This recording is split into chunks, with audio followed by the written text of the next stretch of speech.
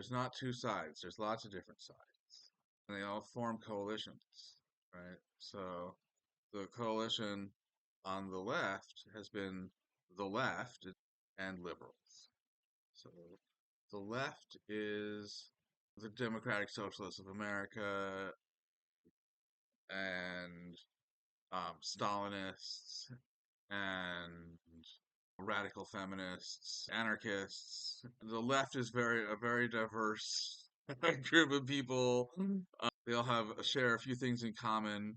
There's sort of all have a certain amount of solidarity with each other, but there's a lot of infighting, and there's no ideological clarity. Even within the groups, there's a lot of calling it debate would be generous, about what people believe, um, and there's not really a clear. Most people don't have a clear idea of what they believe.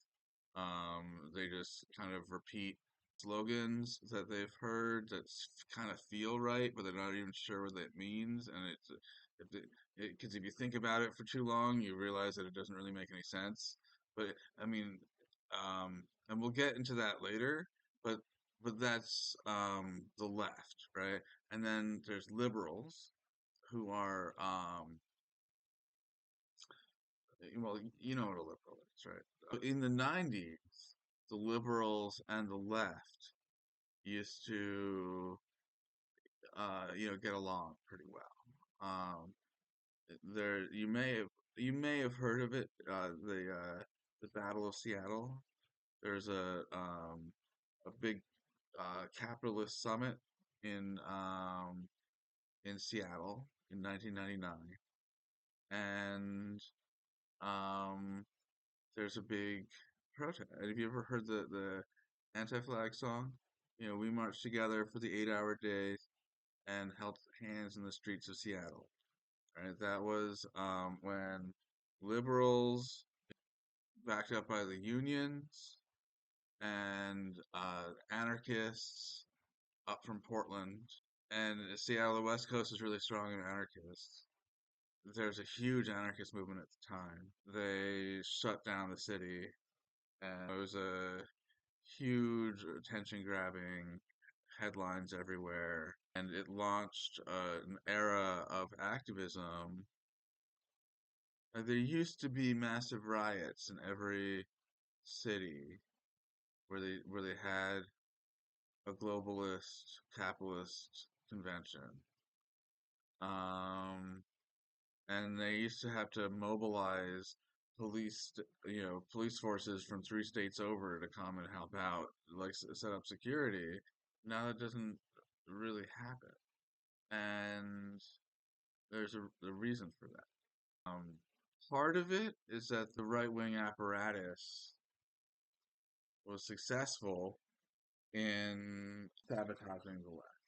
You know, 30 years of demonizing liberals really worked, and the right wing strategists identified a real leverage point between liberals and leftists, which is that they don't really like each other, they don't really trust each other, and they were successful in driving that wedge, because the liberals and the left failed at coalition building.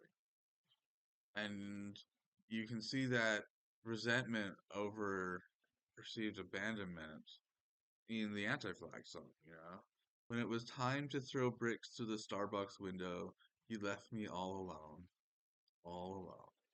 Right? So this is the ridiculous infighting that the left uh, is so very good at.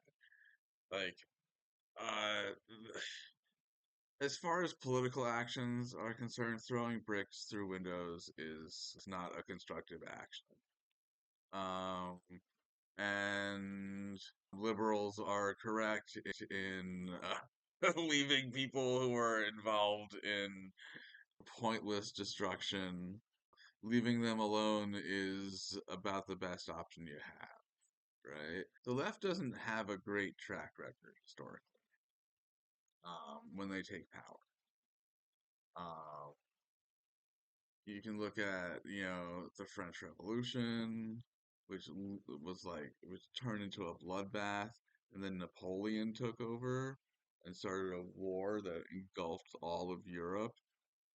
Look at the Soviet Union. Like, Stalin took over and then starved a bunch of people to death, and then he made a pact with Hitler, and then he invaded Poland, right? Like that was the pact. They split Poland. Like Mao's Cultural Revolution, like they just murdered all the college professors.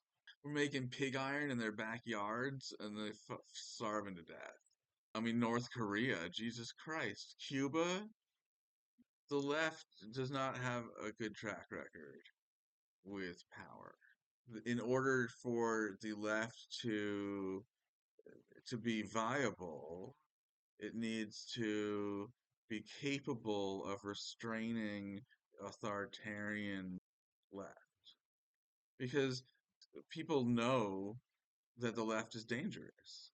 And people aren't going to take you seriously if you're in coalition with people who break shit and have no plan for what to do when a Stalin or a fucking Mao tries to take over, because they will.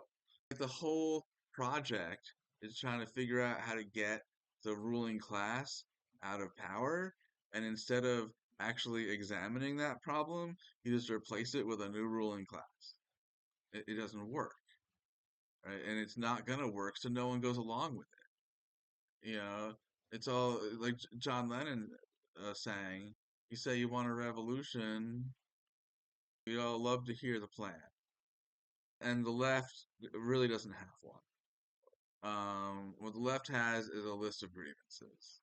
And this sort of haughty idea that if everyone would just shut up and do what I say, then everything would be fine. But the fact is, it's not fine. If everyone would shut up and do what you say, then everyone will end up poorer. Um, and that's not actually gonna solve any of our problems. It's just gonna make everything worse.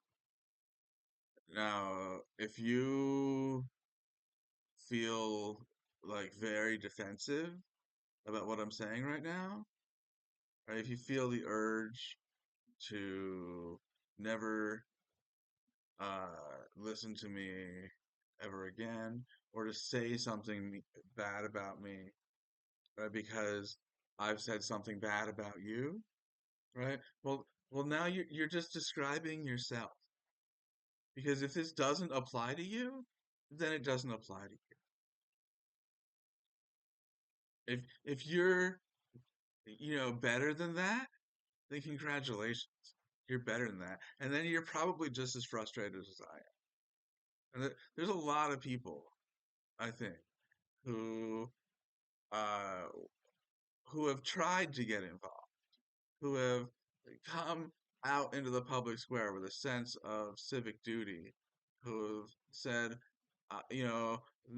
this is fucked. I don't like the way things are going, and I want to help. I want to be part of the solution.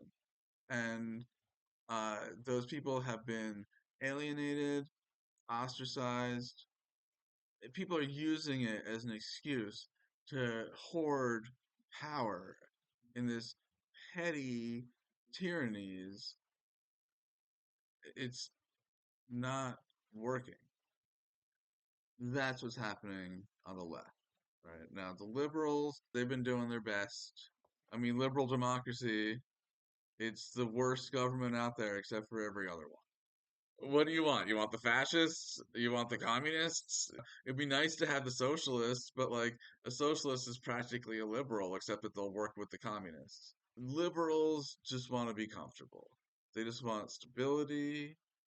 They're usually like middle class people with plenty of privilege, right? And they just don't really want any radical change because they're comfortable, right?